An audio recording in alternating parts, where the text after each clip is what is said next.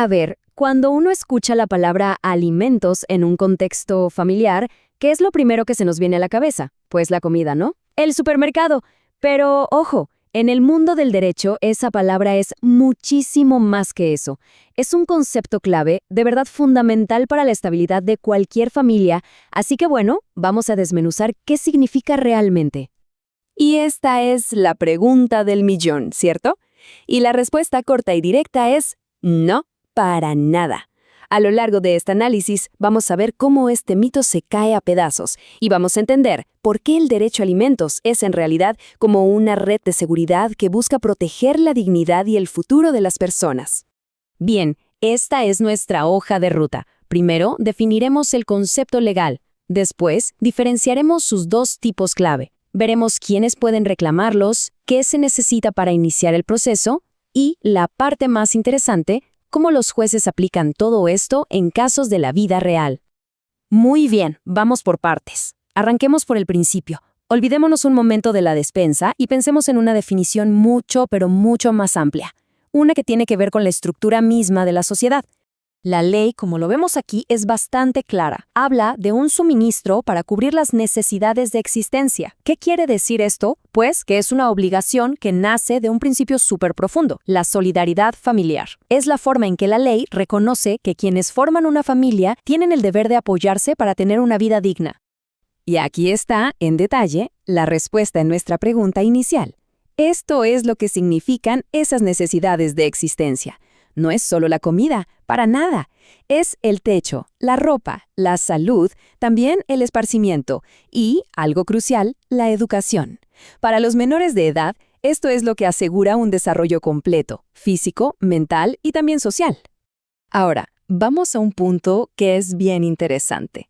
El Código Civil no mete todo en el mismo saco, sino que distingue dos tipos de alimentos, y esto depende de la situación de cada quien. Miren, la diferencia es clave. Los alimentos congruos buscan mantener un estándar de vida. Pensemos que son para que una persona pueda seguir viviendo de una manera modesta, sí, pero de acuerdo a su entorno social. En cambio, los necesarios son el mínimo vital, o sea, lo absolutamente indispensable para sobrevivir. Saber cuál de los dos aplica puede cambiarlo todo en un juicio. Y claro, esto nos lleva a la siguiente pregunta lógica, bueno, ¿y quién puede pedirlos? La ley no deja esto al azar, para nada. Establece un orden de prioridad súper claro, una especie de jerarquía de a quienes se debe ayudar primero. Este orden es estricto, ¿eh? En la cima de la pirámide está el cónyuge. Justo después vienen los descendientes, hijos e incluso nietos. Luego, bajo ciertas condiciones, la obligación sube hacia los padres y abuelos, y en casos más específicos, hasta se extiende a los hermanos. Este es el mapa que sigue cualquier juez para saber quién tiene la obligación.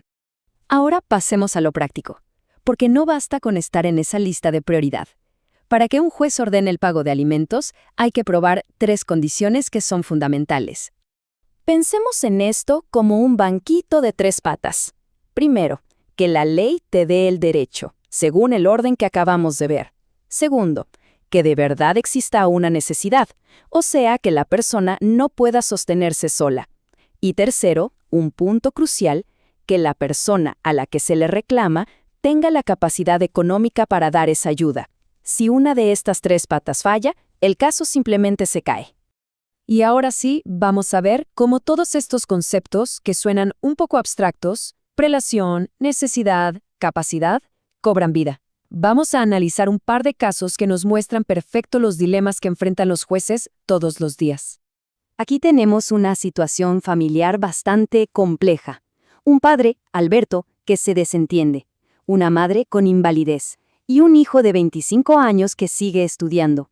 El argumento de Alberto es uno que se escucha mucho. Ya es mayor de edad, que se ponga a trabajar. Y aquí está la pregunta del millón en este caso.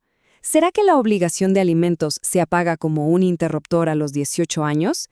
La respuesta, según la jurisprudencia, quizás sorprenda a más de uno. Miren, la Corte Constitucional ha sido muy clara en esto.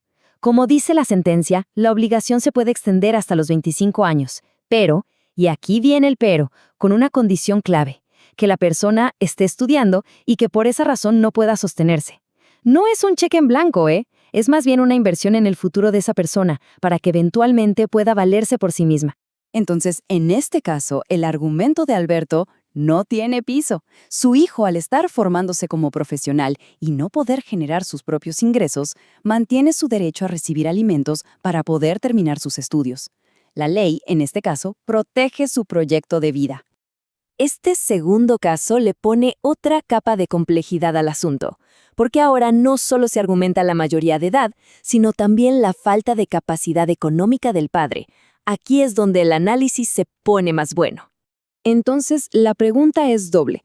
¿Qué pesa más en la balanza de la justicia? ¿El derecho del hijo que sigue estudiando o la situación tan precaria del padre que es quien debe pagar? Y aquí es donde vemos chocar dos de los tres pilares que mencionamos.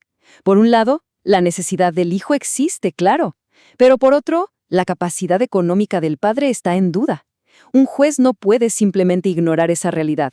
No puede obligar a pagar a alguien que sencillamente no tiene de dónde sacar el dinero.